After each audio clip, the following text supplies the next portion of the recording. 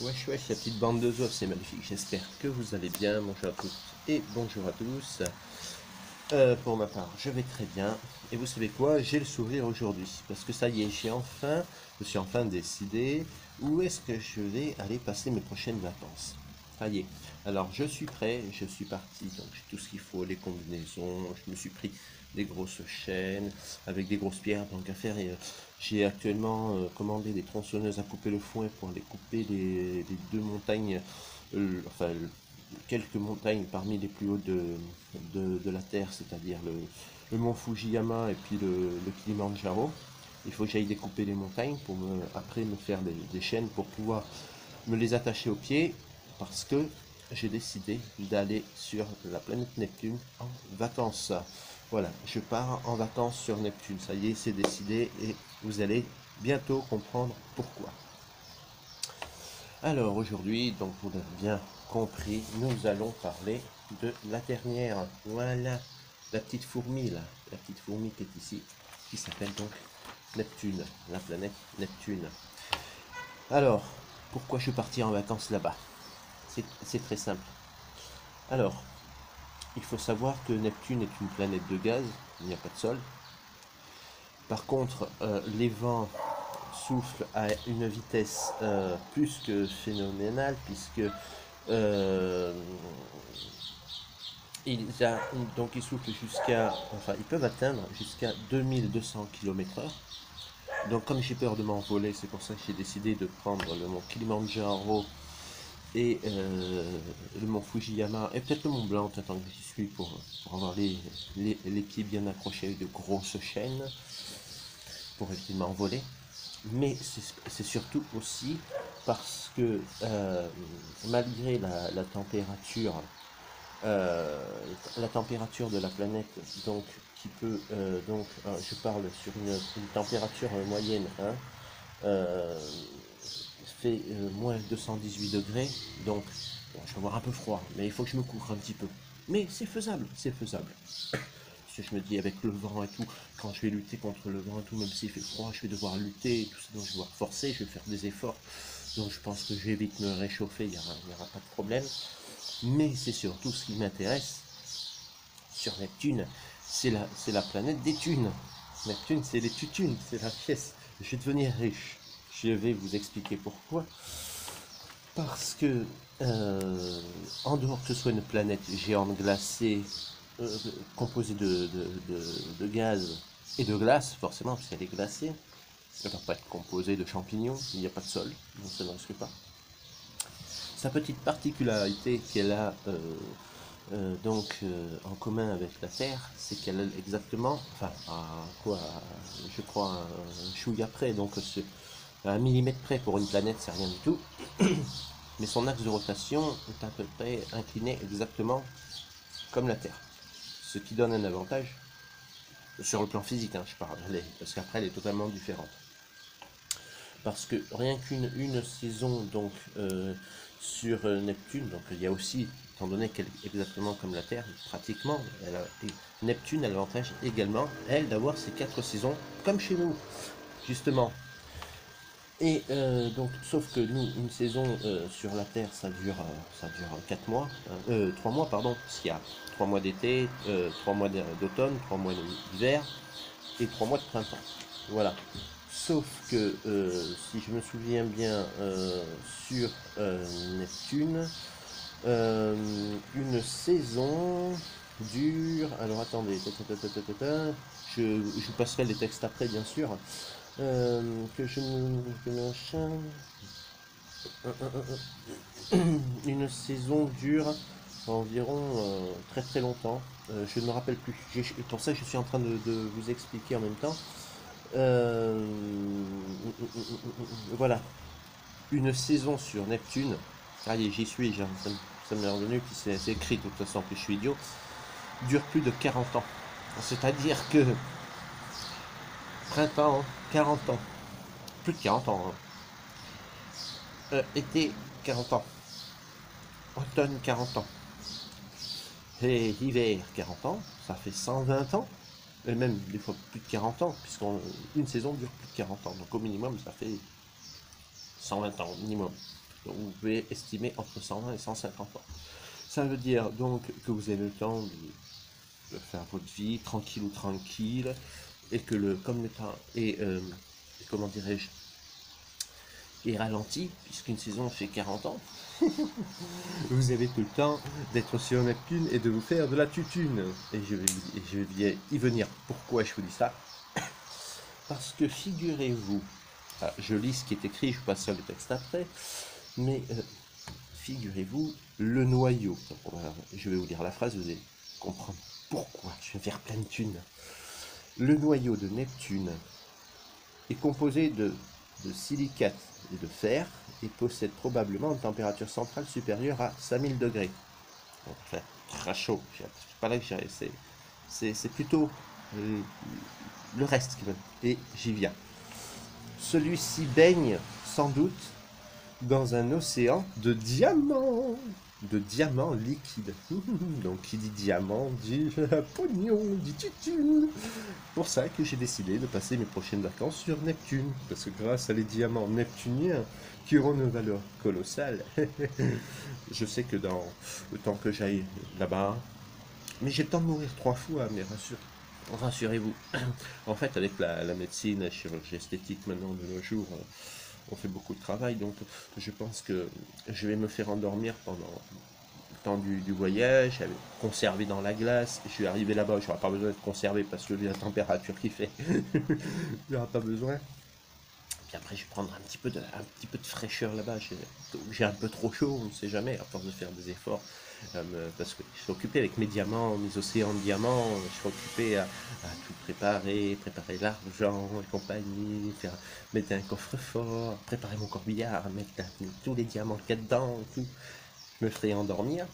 Je me réinjecte une petite pic-pic. Je reviens sur la terre, je me réveille. Et je ramène tous les diamants. Après, je serai riche. C'est pour ça. C'est décidé. Je pars en vacances sur Neptune. Bref. Pour revenir un petit peu à notre petite planète Neptune, elle est également entourée de 5 anneaux très fins et plutôt sombres, formés de poussière dont la composition est inconnue. Mais rassurez-vous, quand je vais y aller, je vous dirai la composition des anneaux. Ça, il n'y a pas de problème. Surtout, enfin, remarque, s'il y a que des diamants dedans, je crois que les anneaux, il n'y en aura plus pour longtemps. Et ensuite, elle a donc 14 lunes connues. S'il y a des diamants dessus, je crois qu'elle en aura un petit peu moins. Et le plus éloigné, donc le plus éloigné des anneaux, hein, on parle pas pour l'instant, on parle pas des satellites, on parle de la planète et de ses anneaux en eux-mêmes. Donc l'anneau le plus éloigné de la planète Neptune s'appelle Adam, et qui est en fait constitué d'arcs qui ont été nommés Courage, Liberté, Égalité et Fraternité, car leur découverte était obtenue par une équipe française. Ouais, d'accord. Donc en fait, c'est un peu comme sur les pièces. Bientôt, vous savez, liberté, égalité, fraternité, ces mots très à la mode qui n'existent plus de nos jours. Eux, ils n'existent plus sur la Terre. Ah, mais peut-être que dans l'espace, ils existent encore. C'est pour ça que quand j'irai sur Neptune, ne vous inquiétez pas, je ferai ma petite monnaie avec mon océan de diamants, tout ça, et je mettrai, je mettrai un maléfique, 2 maléfiques, 5 maléfiques, ce sera la monnaie locale évidemment, et puis je mettrai dessus, je rajouterai courage, liberté, égalité, fraternité, et je mettrai honneur à la France, et je transférerai tout cet argent sur la terre pour être riche. Voilà, c'est ce qui s'appelle être. Et puis là, bon, en plus les impôts, je serai tranquille parce que sur Neptune, je pourrais bénéficier d'évasion fiscale, donc il y aura aucun problème. Voilà. Bon, allez, sérieusement, on va parler un petit peu Neptune, la planète, en chiffres. Donc le diamètre de Neptune fait 49 244 km, multiplié par, enfin, la Terre fait à peu près 13 km, d'accord, donc ça fait 3 terres et demie, hein, 3 fois 13, ça fait 39, hein, 39, et puis vous rajoutez, voilà, vous rajoutez 6, voilà, hein, bon. Enfin non, ça fait 4 fois, parce que 4 fois 13, voilà, ça fait 52, ouais, hein, on va dire un tout petit peu moins, pour ça que j'ai dit 3,5, parce que ça fait pas 4 terres, hein, ça fait on va dire 3 terres et demie, hein, pour Neptune. Ensuite, qu'est-ce qu'on va pouvoir dire? Alors, la distance moyenne du Soleil. 4504 millions de kilomètres. Donc, vous prenez le chiffre 4504 que vous multipliez par millions. Ce qui vous donne la distance. Donc, pour ça que maintenant, je comprends qu'il faut à peu près 40 ans pour faire une saison. C'est à peu près le temps du voyage que je dois mettre. J'ai appelé la NASA là, juste avant de tourner la vidéo. Ils m'ont dit, t'en as pour 40 ans, mon vieux. Bon, ben, j'ai dit, ça va. J'en ai, euh, j'en ai 38, donc ouais, ça va. Ça fera 78 ans. Bon, j'ai encore, avec l'espérance de vie là-bas, qu'on estime sur Terre maintenant, je pense que j'ai le temps encore de faire plein de petites pépettes, d'assurer mes générations futures. Et peut-être qu'avec un peu de chance, si j'ai d'être bien conservé et tout ça, avec la glace et tout, là-bas et tout. Parce que bon, comme je vais travailler, faire mon argent tous les jours dans mon océan de diamants liquides, euh, donc je vais faire des efforts et tout. Donc ouais, je pense que le travail c'est la santé, ne rien faire c'est la conserver. Bref, vous avez compris ce que je voulais dire. Je vais pouvoir m'occuper, préparer mon argent, tout. Non, je vais avoir la motivation là. Ouais, ouais, ouais. Bon, et si vous cherchez du travail, vous pouvez déjà m'appeler. On sait jamais. Si vous voulez, si vous souhaitez venir travailler avec moi sur Neptune, c'est possible. Je vous rassure, c'est possible. Puisque moi, la NASA est capable de m'envoyer. Bon, il faut compter 40 ans, hein, donc préparez avant de quitter la Terre, préparez vos testaments, vos obsèques et compagnie. Dites à vos enfants que vous les aimez et vous leur dites dans 40 ans peut-être mon fils et ce sera à ton tour d'y aller, de prendre la relève. Voilà. Euh, Bref, donc 40 ans pour y aller, hein. Je vous dis ça si. Donc si vous voulez postuler pour travailler avec moi sur Neptune, vous m'écrivez dans les commentaires. J'arrive. Euh, donc couvrez-vous bien, hein, parce que bon, voilà, il fait un peu froid, hein. Température, la pression, donc il fait moins 218 degrés. Donc c'est une planète de gaz, hein, il n'y a pas de sol. Donc si vous venez avec moi sur Neptune, préparez aussi de quoi voler, parce qu'il n'y a pas de sol. Et préparez-vous pour subir 218 degrés. À moins, à plus, moins 218 degrés.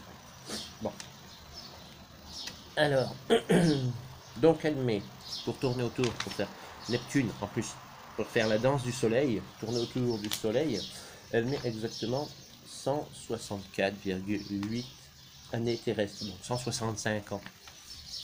165 ans. Vous voyez, ça fait à peu près, en fait, voilà, ça fait plus de 40 ans, effectivement, parce que 4 x 4, ça fait 16, ouais, ça fait, voilà, donc elle fait effectivement plus de 40 ans pour faire une saison. Donc c'est bien, on a 40 ans de printemps, 40 ans d'été, 40 ans d'automne, 40 ans d'hiver, c'est parfait. Donc avec un peu de chance, hein, il doit faire moins 218 l'été pendant 40 ans, je pense que c'est négociable pour arriver à travailler un peu. Par contre, pendant l'hiver, il doit faire à peu près dans les moins 5000, moins 10 000 degrés, mais bon, ça c'est pas grave, hein. On sera dans un bunker, on fera comme les ours, on ira hiberner dans. Oh non, mais non, il n'y a pas de sol. Bon, enfin bon, c'est pas grave, on trouvera un système. On a 40 ans pour réfléchir, hein, de toute façon, ne vous inquiétez pas. Ne vous inquiétez pas, venez me retrouver sur Neptune, je vais improviser et je vais gérer la situation. Nous allons baigner dans un océan de diamants, ça vaut le coup quand même pour des vacances, quoi. Merde, hein. Ouais, pourquoi? C'est le seul plaisir qui nous reste, quoi. Franchement, aller sur Neptune, c'est une destination de rêve. Et après, comme je vous dis, hein, après, il n'y a plus de problème pour les impôts, hein. Même si vous êtes considéré comme évadé fiscal, ils n'iront pas sur Neptune pour chercher votre pognon, rassurez-vous. Vous devriez déjà commencer à envoyer d'ailleurs vos économies, hein, virer les pourris, reprendre les francs pour les envoyer sur Neptune. Une fois qu'après, vous savez, la conversion, tout. J'y pense déjà, j'y pense, hein. Hein. Bon, allez, sur les 14 lunes, hein, de Neptune. Ouais, attendez, je vais d'ailleurs boire un café, ça me donne soif un peu de toutes ces conneries là.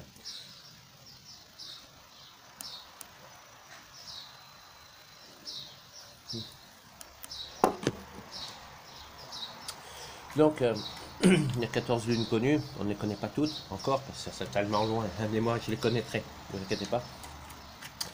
Donc les observations effectuées par la sonde Voyageur 2 et des télescopes au sol ont permis d'identifier 14 satellites. Le plus grand d'entre eux Triton, c'est pas Titan, parce que Titan c'est un satellite de Saturne, celui-ci s'appelle Triton. Écoutez bien parce que celui-ci a une très très mauvaise particularité. Le plus grand d'entre eux, Triton, a un diamètre de 2700 km et représente donc 99,7% de la masse totale de ce système. Donc sur la masse, c'est tu vois, la puissance d'attraction, c'est même, comment dirais-je, même Saturne à côté qui a une force plus puissante que Jupiter en attraction, Triton à côté encore plus de force d'attraction que Saturne. C'est génial, et pourtant ce n'est qu'un satellite. Mais ce n'est pas fini.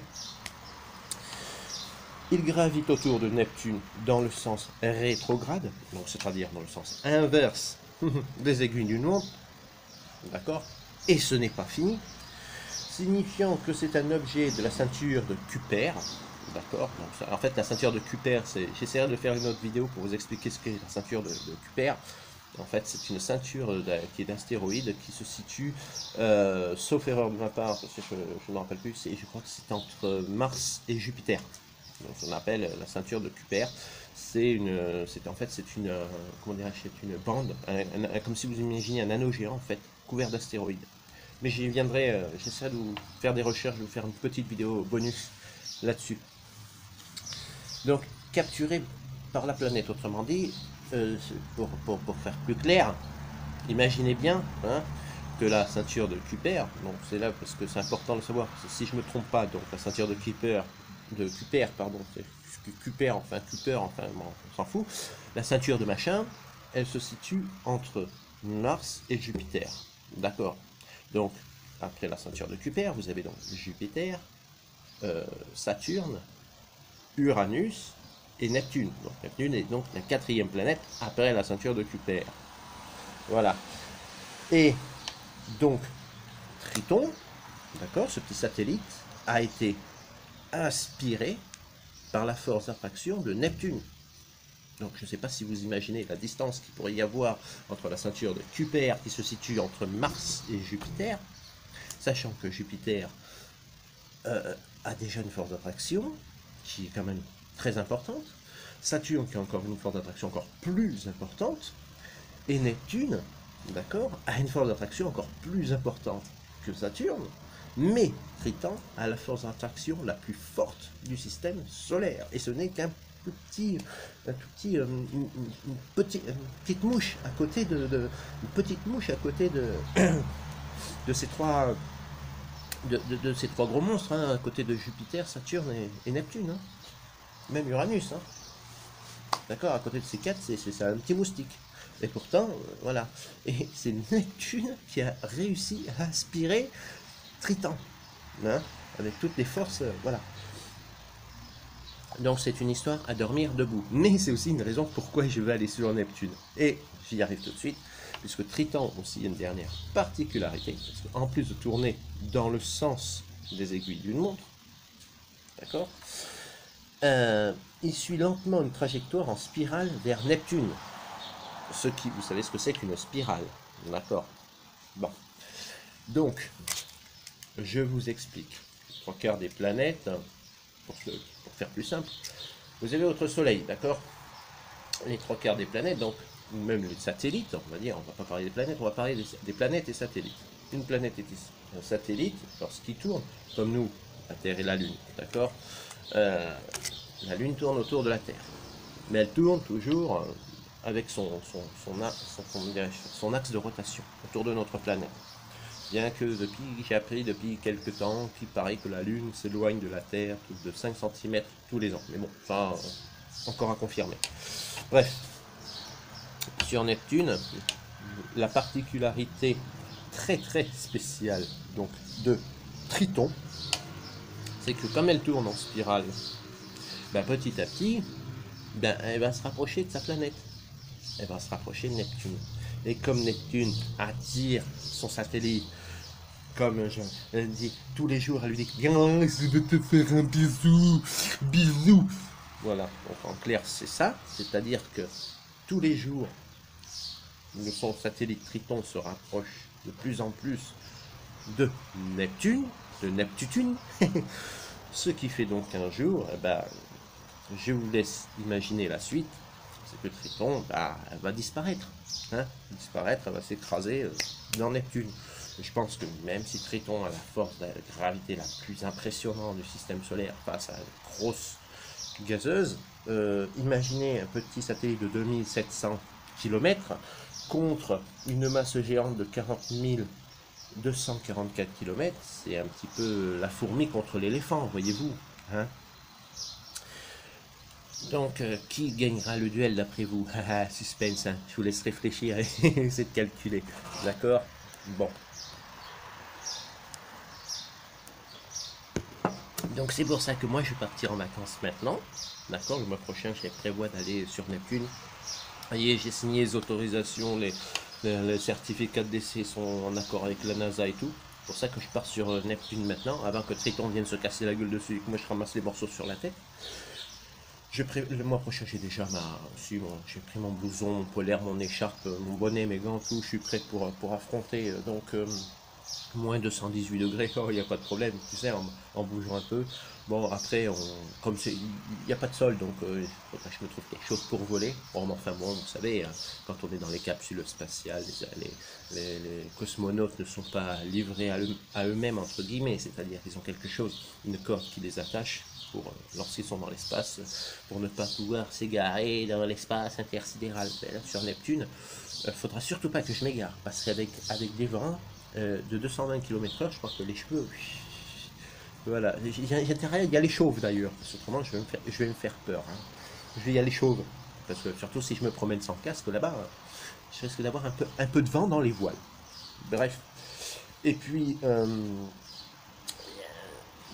puis quoi d'autre? Ben oui, ben après il faudra que je travaille un petit peu, je prévois mes outils. Ah oui, il faut qu'il transporte aussi le Kilimanjaro, le Mont Blanc, le Mont Fujiyama aussi, les chaînes, tout ça. Parce qu'avec 2400 km/h, j'ai peur de m'envoler, croyez-moi. Mais bon, c'est faisable avec ouais, je pense qu'avec trois grosses montagnes comme ça, avec des chaînes aux pieds, euh, elles seront même pas lourdes à transporter parce qu'avec 2400 km/h de vent, je pense que même les montagnes, elles seront comme des feuilles de papier. Euh, ouais, il va falloir que je réfléchisse à ça. On va peut-être oublier les montagnes. Bref, il faut que je trouve un truc. Mais je vais trouver. Je sais, le mois prochain, je pars en vacances sur Neptune. Donc, si vous ne voyez plus sur Terre, rassurez-vous, je vous ferai des vidéos depuis Neptune. Je me suis arrangé aussi avec mon opérateur internet pour qu'il m'envoie le Wi-Fi là-bas. Donc, c'est bon, c'est faisable. Il n'y a pas de problème, c'est faisable. Avec la technologie aujourd'hui, c'est faisable. Bref, donc j'espère que cette petite vidéo sur Neptune, un peu humoristique, hein, parce que c'était la dernière de notre système solaire, c'est la dernière, donc je voulais faire un peu d'humour. Je vous passe quand même les photos. Hein, j'ai pas eu beaucoup d'informations sur Neptune. Voilà, je passe la photo, je vous passe le texte. Vous pourrez lire, appuyer sur pause si vous souhaitez lire par vous-même. Voilà, voilà. Hop, hop, hop, hop, hop, hop. Hop, et voilà, ce sera fait. Bon, bah, écoutez, cette série sur le système solaire est à présent terminée. Je ferai peut-être un petit bonus, donc comme je vous dirais, peut-être faire des recherches sur la ceinture de Kuiper pour vous expliquer, vous donner un peu plus d'informations. En attendant, ben, je souhaite bon courage aux filles qui jouent ce soir. Hein, je leur fais plein